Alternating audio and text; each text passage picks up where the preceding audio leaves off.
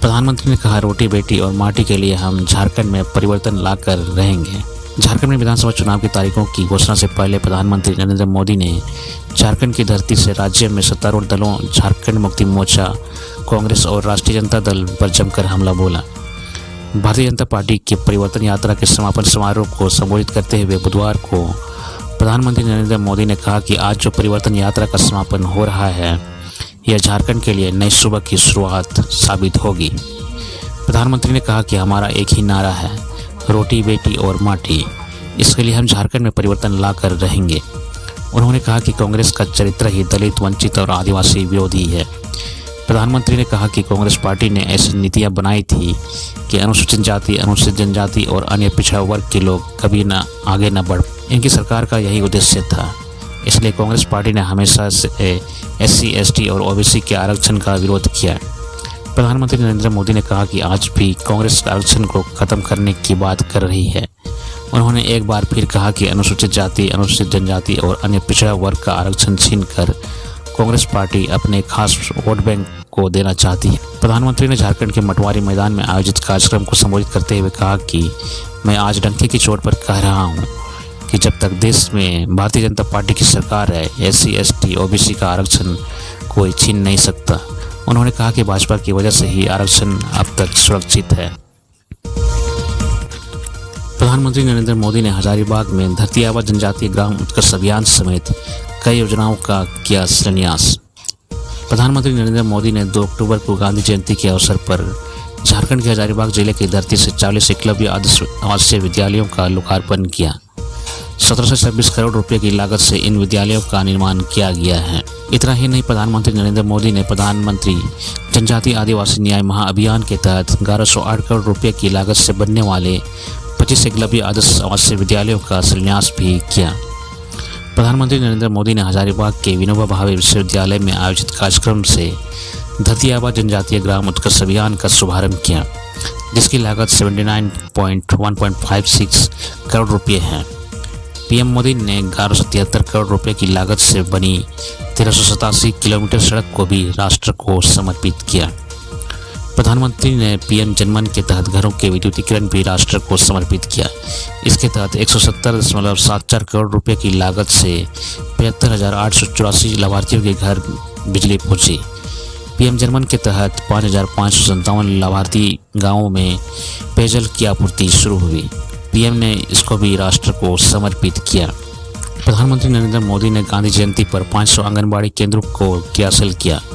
हजारीबाग के विनोबा भावे विश्वविद्यालय प्रांगण में आयोजित कार्यक्रम स्थल से 14.4 करोड़ की लागत से बनने वाले 120 आंगनबाड़ी केंद्रों का ऑनलाइन शिलान्यास किया। 150 करोड़ रुपए की लागत से 250 मल्टीपर्पज केंद्रों का शिलान्यास भी उन्होंने किया। इस अवसर पर प्रधानमंत्री नरेंद्र मोदी ने कहा कि धरती आबा जनजातीय ग्राम उत्कर्ष अभियान कार्यक्रम पर करीब 80,000 करोड़ रुपए खर्च होंगे। इस अभियान के तहत करीब 550 जिलों में 65,000 आदिवासी बहुल गांवों का विकास किया जाएगा। गांधी जयंती पर मुख्यमंत्री हेमंत सोरेन ने दी शुभकामनाएं। गांधी जयंती पर मुख्यमंत्री हेमंत सोरेन ने समस्त देशवासियों को शुभकामनाएं दी हैं। उन्होंने ट्विटर पर लिखा है, गांधी जयंती के अवसर पर झारखंड समेत समस्त देशवासियों को हार्दिक बधाई और शुभकामनाएं और जोहार। बापू एक विचार है जो हमेशा अजर और अमर है। अहिंसा, प्रेम, सत्याग्रह और स्वतंत्र जीवन के बापू के विचार मानव जाति को अव्यवस्थित और संकल्पित होकर समाज के समग्र विकास में महत्वपूर्ण भूमिका निभाने के लिए सदैव प्रेरित करते रहेंगे। राष्ट्रपिता महात्मा गांधी जी की जयंती पर सत सत नमन। हेमंत सोरेन ने देश के पूर्व प्रधानमंत्री लाल बहादुर शास्त्री के जयंती पर भी उन्होंने याद किया और ट्वीट कर लिखा कि देश के पूर्व प्रधानमंत्री भारत रत्न लाल बहादुर शास्त्री जी की जयंती पर सत सत नमन। साहिबगंज में अपराधियों ने किया बम विस्फोट, रेलवे ट्रैक क्षतिग्रस्त। साहिबगंज के बरहेट में अज्ञात अपराधियों ने बड़ी घटना को अंजाम दिया है। दरअसल मंगलवार की आधी रात में पश्चिम बंगाल फरक्का MGR ट्रैक पर बम विस्फोट हुआ है, जिससे पटरी क्षतिग्रस्त हो गई है। घटना के बाद ग्रामीणों में डर का माहौल है। स्थानीय पुलिस पदाधिकारी व NTPC के अधिकारी मामले की छानबीन में जुट गए हैं। मिली जानकारी के अनुसार साहिबगंज जिले के बरहेट थाना क्षेत्र अंतर्गत रांगाघोटू टोला से करीब 500 मीटर की दूरी पर स्थित MGR रेल लाइन पोल संख्या 40/1 के समीप बीती रात कुछ अज्ञात लोगों ने बम विस्फोट कर दिया। इसकी जानकारी ग्रामीणों को बुधवार की अहले सुबह उस वक्त हुई जब वे वहां से गुजर रहे थे। इसके बाद ग्रामीणों ने इसकी सूचना एनटीपीसी के कर्मियों व पुलिस अधिकारियों को दी। ग्रामीणों ने बताया कि उस ट्रैक से ललमटिया से फरक्का की ओर जाने वाली एक मालगाड़ी करीब सुबह 6 बजे गुजरने वाली थी, लेकिन उससे पहले ही ग्रामीणों ने क्षतिग्रस्त रेलवे ट्रैक को देख लिया, जिससे बड़ी दुर्घटना टल गई। इसके बाद एनटीपीसी के कर्मियों ने उस मालगाड़ी को पोल संख्या 42/2 के पास रोक दिया।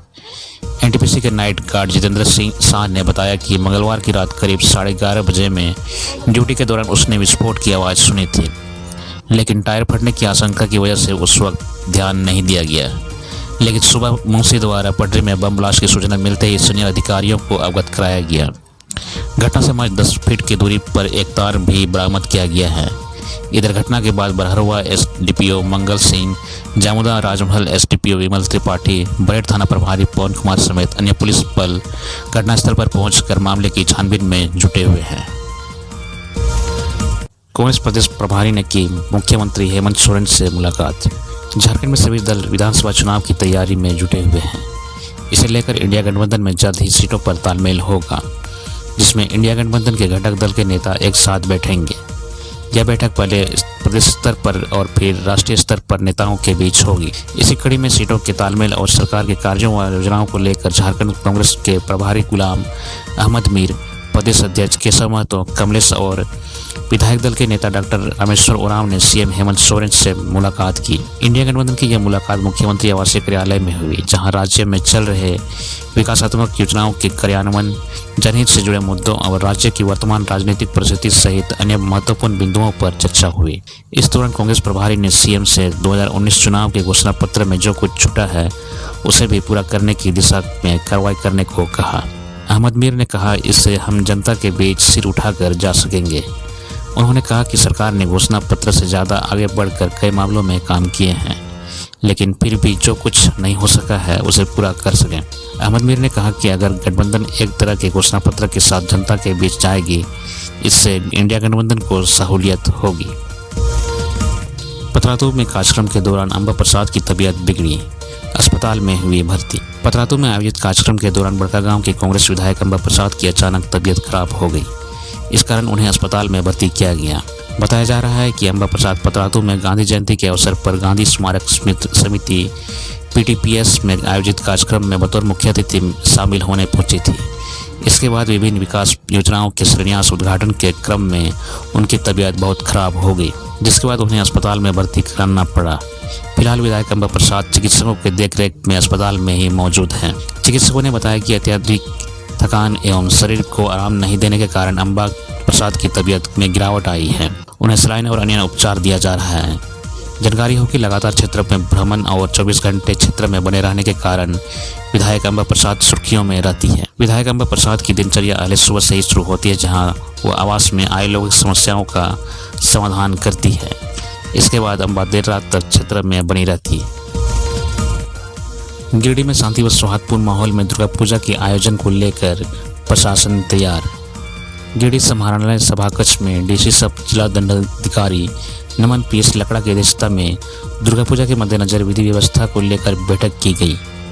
बैठक में डीसी ने क्रमवार सभी अनुमंडल प्रखंडों व थानों से जिले में दुर्गा पूजा में विधि व्यवस्था से संबंधित तैयारी के बारे में जानकारी ली। सभी अनुमंडल पदाधिकारी, सभी प्रखंड विकास पदाधिकारी व थाना प्रभारी ने बताया कि शांति समिति की बैठक पूर्ण किया जा चुका है। पूजा पंडाल समितियों के साथ भी बैठक की जा चुकी है। संवेदनशील स्थानों को चिन्हित कर लिया गया है। डीसी ने सभी पदाधिकारियों को सभी पूजा पंडालों में सुरक्षा के पुख्ता इंतजाम करने का निर्देश दिया है। पंडालों में समुचित लाइट की व्यवस्था, एंट्री और एग्जिट के लिए समुचित रास्ते, पंडाल के समीप वाहन पार्किंग न हो, इसका भी विशेष रूप से ध्यान रखा जाए। साथ ही ज्वलनशील पदार्थ पर भी विशेष रूप से निगरानी रखी जाए। सभी पंडालों में सीसीटीवी कैमरे की भी अवश्य रूप से लगाई जाए। उन्होंने संवेदनशील संस्थानों को चिन्हित करने की बात कही है। पूजा पंडालों में होने वाली भीड़ का आकलन करने तथा बिजली के लटकते तारों को ठीक करने का निर्देश दिया गया है। डीसी ने कहा कि सभी प्रमुख नंबर सभी पदाधिकारी आपस में साझा करेंगे ताकि आवश्यकता पड़ने पर समन्वय स्थापित किया जा सके। इसके साथ ही सोशल मीडिया पर भी कड़ी निगरानी रखी जाएगी। किसी भी प्रकार का भड़काऊ पोस्ट या व्हाट्सएप ग्रुप में भड़काऊ मैसेज करने वाले पर तुरंत दंडात्मक कार्रवाई की जाएगी। पश्चिमी सिंहभूम में एसआई ने की आत्महत्या। पश्चिमी सिंहभूम जिले के कराईकला थाना में पदस्थापित एएसआई कृष्ण साहू ने बुधवार की सुबह 6 बजे खुद को सिर पर गोली मारकर आत्महत्या कर ली। यहाँ पर उनकी पोस्टिंग साल 2021 में हुई थी। हालांकि आत्महत्या की स्पष्ट वजह पता नहीं चल सका है, लेकिन परिजनों की माने तो काम के दबाव में आकर उन्होंने खुदकुशी की। मृतक के परिजनों ने बताया कि एएसआई कृष्णा को काम के दबाव की वजह से छुट्टी नहीं मिल पा रही थी। इस कारण वह अक्सर आत्महत्या करने की बात कहा करता था। वहीं इस संबंध में पुलिस एसोसिएशन चाईबासा के सचिव संतोष कुमार राय का कहना था कि झारखंड सरकार के नियमावली के मुताबिक हर 2 साल सिपाही या जमादार का ट्रांसफर होना चाहिए, लेकिन यहाँ स्थिति यह है कि 5 से 10 साल के बाद भी लोगों का ट्रांसफर नहीं होता है। काम की प्रेशर की वजह से इस थाने में पदस्थापित कर्मियों का ट्रांसफर नहीं हो पाता है। घटना की सूचना मिलते ही डीएसपी पारस राणा और कराईकला थाना प्रभारी अंकित कुमार घटनास्थल पर पहुंच मृतक के परिजनों से बातचीत कर हर संभव मदद का आश्वासन दिया। मृत एएसआई कृष्णा का 2 बेटा और 2 बेटी हैं। उनका परिवार गुमला जिले के कुलाबीरा गाँव का रहने वाला है। मृतक के परिजनों का रो कर बुरा हाल है। खबर लिखे जाने तक पुलिस ने शव को पोस्टमार्टम के लिए भेज दिया। मामले की जांच चल रही है, लेकिन आत्महत्या क्यों और किस कारण से हुई इसे लेकर प्रशासन पूरी तरह से मौन धारण किए हुए है। डोरंडा में घर की दीवार फांदकर बाहर निकले नाबालिग 10 दिनों से थी बंधक। झारखंड की राजधानी रांची के डोरंडा इलाके में एक 16 वर्षीय नाबालिग लड़की को बंधक बनाकर रखने का मामला सामने आया है। घटना डोरंडा के मिस्त्री मोहल्ला की है। यहाँ मंगलवार 1 अक्टूबर की शाम एक नाबालिग लड़की दीवार फांदकर घर से बाहर आई और लोगों से मदद की गुहार लगाने लगी। इस घटना से क्षेत्र में हंगामा हो गया। स्थानीय लोगों ने नाबालिग लड़की को डोरंडा पुलिस के हवाले कर दिया। मिली जानकारी के अनुसार मंगलवार शाम को 16 साल की नाबालिग लड़की राजेश नामक युवक के घर से दीवार फांदकर बाहर निकली। उसने स्थानीय लोगों को बताया कि राजेश ने उसे बंधक बनाकर रखा था। इसके बाद लोगों ने लड़की की मदद की। उक्त मामले में नाबालिग ने स्थानीय लोगों से कहा कि पिछले 10 दिनों से उसे घर में बंद करके रखा जा रहा था। हालांकि उसने जोर जबरदस्ती किए जाने की बात से इनकार किया। घटना के बाद स्थानीय लोग नाबालिग को लेकर डोरंडा थाना पहुंचे। पुलिस ने नाबालिग लड़की से पूछताछ की और मामले की पूरी जानकारी ली। पुलिस ने राजेश को गिरफ्तार कर पूछताछ की। इसमें राजेश ने पुलिस को बताया कि मानवता के नाते लड़की को अपने घर में रखा था ताकि पालन पोषण कर सके। फिलहाल पुलिस मामले की जांच कर रही है और दोनों से पूछताछ कर रही है। राज्य में हो सकता है ब्लैकआउट। झारखंड ऊर्जा विकास श्रमिक संघ ने दी हड़ताल पर जाने की धमकी। झारखंड ऊर्जा विकास श्रमिक संघ ने अपनी 6 सूत्रीय मांगों के समर्थन में 3 अक्टूबर से अनिश्चितकालीन हड़ताल पर जाने की धमकी दी है। संघ के केंद्रीय अध्यक्ष अजय राय ने बताया कि राज्य के सभी सप्लाई एरिया बोर्ड और ट्रांसमिशन जोन के 7,000 बिजली कर्मचारी हड़ताल में प्रत्यक्ष और अप्रत्यक्ष रूप से शामिल होंगे। इससे बिजली व्यवस्था प्रभावित हो सकती है और झारखंड में ब्लैकआउट हो सकता है। अजय राय ने कहा कि सरकार और जेबीएनएल के अधिकारियों के साथ बातचीत विफल होने के बाद यूनियन को हड़ताल का निर्णय लेना पड़ा। उन्होंने कहा कि इससे उत्पन्न होने वाली किसी भी स्थिति के लिए झारखंड ऊर्जा विकास निगम जिम्मेदार होगा। हड़ताल को लेकर गिरिडीह, चतरा, जमशेदपुर, रामगढ़, लोहरदगा, गुमला, खूंटी आदि क्षेत्रों के साथ राज्य के सभी सप्लाई एरिया बोर्ड और ट्रांसमिशन जोन के साथ ही रांची के ध्रुवस के सेक्टर 3 चक्कर मैदान पहुंचेंगे। हड़ताल कर्मियों की मुख्य मांगे जो आउटसोर्सिंग व्यवस्था समाप्त कर पुरानी व्यवस्था लागू करना, होमगार्ड की तर्ज पर बिजली व्यवस्था कर्मचारियों का मानदेय अनुभव के आधार पर 4 श्रेणियों में तय करना, नियमित नियुक्ति में प्राथमिकता देना, 10 साल से अधिक सेवा दे चुके कर्मचारियों की नियमित नियुक्ति करना, एरियर घोटाले की जांच करवाना और एरियर का भुगतान सुनिश्चित करवाना। रांची में वकील पर हमला, अपराधियों ने मारी गोली, हालत गंभीर। झारखंड में अपराधियों का मनोबल 7वें आसमान पर है। अपराधियों ने रांची के रातू थाना क्षेत्र के ब्रजपुर गांव के पास झारखंड हाईकोर्ट के अधिवक्ता बबन प्रसाद को गोली मार दी। गोलीबारी की घटना को अंजाम देने के बाद बाइक सवार दोनों अपराधी फरार हो गए। अधिवक्ता बबन प्रसाद को कंधे में गोली लगी है। गोली चलाने की घटना के बाद पड़ोस के लोगों ने तत्काल मामले की जानकारी स्थानीय रातू थाने की पुलिस को दी। इसके साथ ही अधिवक्ता को बेहतर इलाज के लिए रांची के रिम्स में भर्ती कराया गया है, जहां फिलहाल उनका इलाज चल रहा है। मिली जानकारी के मुताबिक अधिवक्ता बबन प्रसाद कोर्ट से काम खत्म कर अपने रातू वाले घर लौट रहे थे। इसी दौरान पहले से घात लगाए बाइक सवार 2 अपराधियों ने उन पर फायरिंग कर दी। गोलीबारी की घटना में एक गोली अधिवक्ता के कंधे में लगी। गोली मारने के बाद दोनों अपराधी वहां से फरार हो गए। मामले की सूचना मिलने के बाद अपराधियों की धरपकड़ के लिए पुलिस ने सभी चेक पॉइंट पर अपराधियों के लिए छापेमारी की। बताया जा रहा है कि अधिवक्ता बबन प्रसाद का कुछ लोगों के साथ संपत्ति का विवाद है। आशंका जताई जा रही है कि इसी संपत्ति विवाद के कारण इन पर गोली चलाई गई और उन्हें जान से मारने की कोशिश की गई। हालांकि पुलिस इस मामले में हर तरीके से जांच कर रही है। झारखंड हाईकोर्ट के अधिवक्ता धीरज कुमार ने बताया कि झारखंड उच्च न्यायालय के अधिवक्ता बबन प्रसाद पर गोली चलाकर हत्या करने का प्रयास एक गंभीर और चिंताजनक घटना है। जैसे कार्यालय के बाहर पुलिस पर पथराव मामले में 15 अभ्यर्थी के खिलाफ प्राथमिकी। रांची के नामकुम में जैसे सीजीएल परीक्षा के अभ्यर्थियों ने पुलिस पर पथराव और धक्का मुक्की की। इस मामले में नामकुम थाने में 15 नामजद और 1000 अज्ञात अभ्यर्थियों के खिलाफ प्राथमिकी दर्ज की गई है। सभी आरोपियों पर धारा 144 के उल्लंघन करने का आरोप लगाया गया है।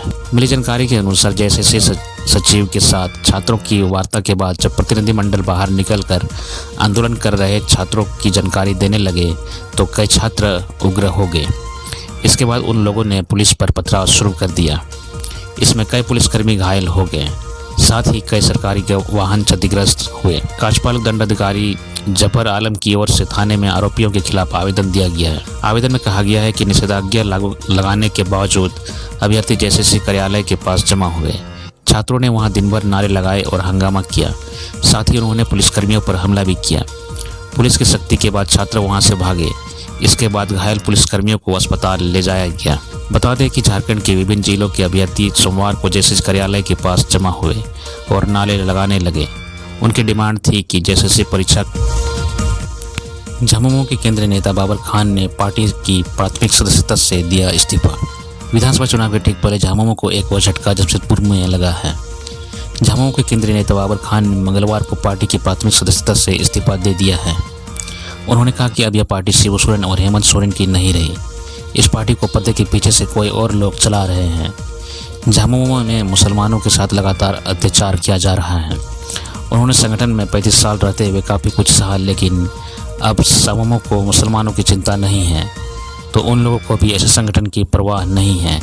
मानगो स्थित आवास पर मंगलवार को आयोजित संवाददाता सम्मेलन को संबोधित करते हुए बाबर खान ने कहा कि भाजपा की तुष्टीकरण शब्द से झामुमो में इतना खौफ पैदा हो गया कि जिला, विश्वत्री, जिला, प्रखंड व नगर निगम में किसी अल्पसंख्यक को कोई स्थान नहीं दिया जा रहा है। बाबर खान ने कहा कि उन्होंने 1989 में झामुमो का दामन थामा था। इसके बाद मानगो, जमशेदपुर व कुल्हान में पार्टी के हर छोटे बड़े कार्यक्रम आंदोलनों में प्रतिनिधित्व किया। जल्द ही वे अपने नए राजनीतिक कार्यक्रमों का ऐलान करेंगे। इस्तीफा देने के बाद बाबर खान ने कहा कि जमशेदपुर पश्चिमी विधानसभा क्षेत्र में मतदाताओं की लगभग 4 लाख की आबादी है। इसमें 30% से अधिक मुस्लिम मतदाता हैं। इसके बावजूद समाज के लोगों को राजनीतिक में प्रतिनिधित्व नहीं दिया जा रहा है। देवघर नगर थाना परिसर से वायरलेस प्रभारी की बाइक ले उड़ा चोर। देवघर शहर में चोरों का आतंक इस कदर बढ़ गया है कि अब वे थाना परिसर से हाथ साफ कर सीधे पुलिस को चुनौती देने लगे हैं। मंगलवार की रात करीब 8:30 बजे अज्ञात चोर ने नगर थाना परिसर से ही वायरलेस प्रभारी सौरभ कुमार की टीवीएस राइडर बाइक चोरी कर ली। पुलिस मीडिया सेल के अनुसार वायरलेस प्रभारी ने नगर थाने में बाइक चोरी की प्राथमिकी दर्ज कराई है। जानकारी के मुताबिक पुलिस वायरलेस का कार्यालय नगर थाना परिसर में पिछले गेट के अंदर है। कार्यालय की खिड़की के पास गेट के अंदर उन्होंने हर दिन की तरह अपनी TVS Raider bike handle lock कर खड़ी की थी और अंदर कार्यालय में काम कर रहे थे। कार्यालय से काम कर वे घर जाने के लिए निकले तो उक्त स्थल से अपनी बाइक गायब पाई गई। खोजबीन के बाद कुछ पता नहीं चला तो उन्होंने नगर थाने में शिकायत दी है। समाचार लिखे जाने पर वायरलेस प्रभारी की चोरी हुई बाइक का सुराग नहीं मिल सका है। लुगुबुरु घंटाबाड़ी में सरनाधर्म महासम्मेलन 14 व 15 नवंबर को। लुगुबुरु घंटाबाड़ी दोरमगाड़ में 14 व 15 नवंबर को अंतर्राष्ट्रीय सरनाधर्म महासम्मेलन का आयोजन होगा। इस महासम्मेलन में भारत के विभिन्न राज्य के संताल आदिवासियों का महाजुटान होगा। इसमें विदेशों से भी लोग आते हैं। आयोजन समिति ने लालपनिया, लुगुबुरु घंटाबाड़ी, दोरमगाड़ स्थित मेडिटेशन हॉल में अंतर्राष्ट्रीय सरनाधर्म महासम्मेलन पर चर्चा व सफल बनाने के लिए 2 अक्टूबर को समाज के बुद्धिजीवी, शिक्षाविद व कार्यकारिणी समिति की एक बैठक बुलाई है। यह जानकारी लुगुबुरु घंटाबाड़ी दोरमगाड़ समिति के सचिव लोबिन मुर्मू ने दी। उन्होंने बताया कि इस बैठक में सभी धर्म प्रांत के स्वशासन व्यवस्था के प्रमुख परगना बाबा, प्राणिक बाबा, गुडित बाबा, मांझी बाबा समेत अन्य को बुलाया गया है। अंतर्राष्ट्रीय सरनाधर्म महासम्मेलन की तैयारी बैठक में पूर्वी सिंहभूम के जमशेदपुर, राजनगर, सरायकेला, चांडिल, पटनदा, पोटका समेत अन्य जगहों से स्वशासन व्यवस्था के प्रमुख शामिल होंगे।